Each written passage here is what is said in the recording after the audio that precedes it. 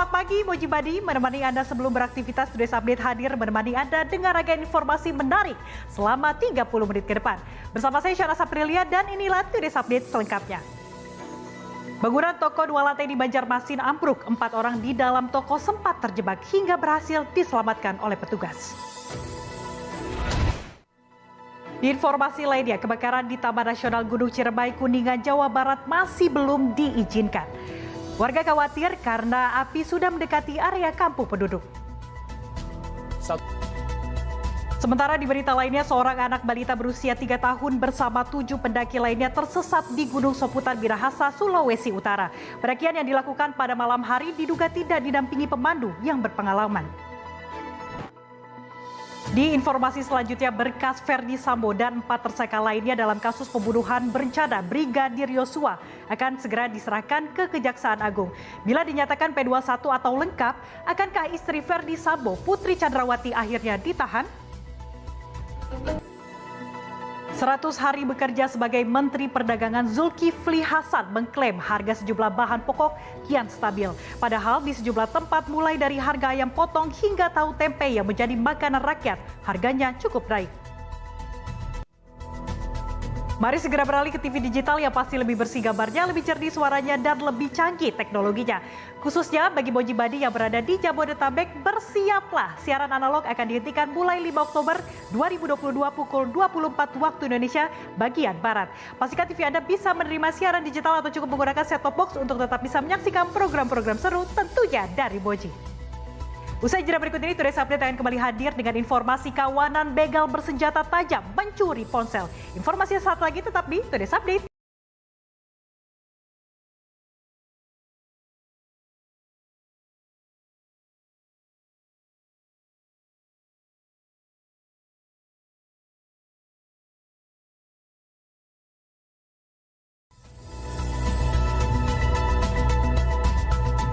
Terima kasih Anda masih bersama saya Syana Saprilia dalam Today's Update.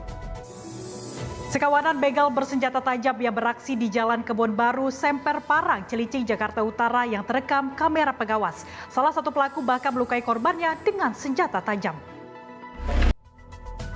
Sejumlah pria bertopeng dan bersenjata tajam menyatroni sebuah rumah di Kecamatan Giri, Banyuwangi. Pelaku yang diduga berjumlah lebih dari 3 orang itu juga menganiaya sepasangan suami istri dengan benda tumpul dan mengancam dengan 9 celurit. Selanjutnya kita beralih ke informasi mengenai aksi pencurian yang diduga dilakukan di tengah kebakaran di kawasan Cikini, Jakarta Pusat. Warga sempat kesal atas perbuatan pelaku dan nyaris menjadi bulan-bulanan oleh warga. Gara-gara dituduh mencuri ponsel, seorang remaja di Bengkulu dibakar hidup-hidup oleh seorang pria. Akibatnya korban menderita luka bakar dan kini dirawat di rumah sakit. Moji Badi, jangan lewatkan pertandingan seru Live Volley Divisi 1 setiap hari jam 7 lewat 45 pagi, live di video Champions TV dan pastinya di Moji. Setelah yang satu ini kami akan ajak Anda mengunjungi Perancis, negara asal Menara Eiffel. Tetaplah di Today's Update.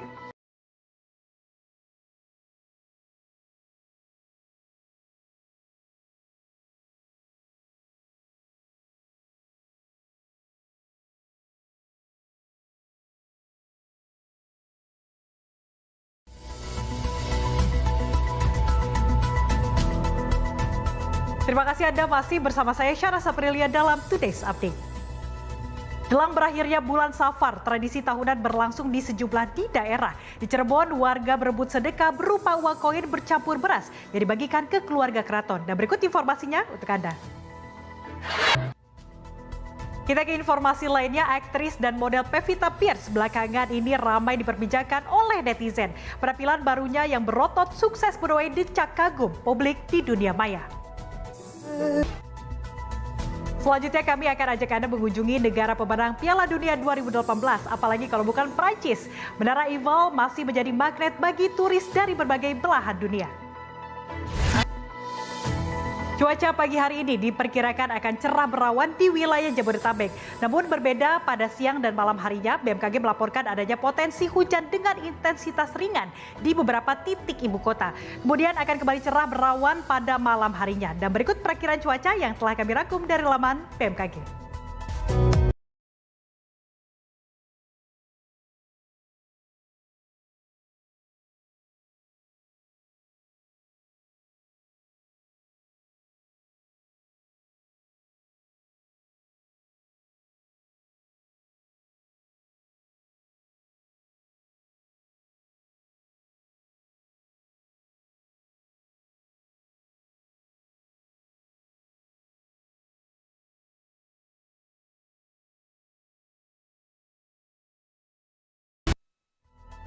Jangan lupa saksikan seluruh pertandingan terbaik FIFA World Cup Qatar 2022 di seluruh jaringan media SCM, mulai dari SCTV, Indosiar, Video Next, Parabola, Champions TV, Mentari TV, dan pastinya di Moji. Usai sudah rangkaian Today's Update hari ini, setelah ini Anda dapat menyaksikan Live Volley Divisi 1 mulai jam 7:45 pagi live hanya di Moji. Saya Syara Saprilia pamit undur diri, sampai jumpa di Today's Update selanjutnya hanya di Moji, Everyday Excitement. Bye-bye.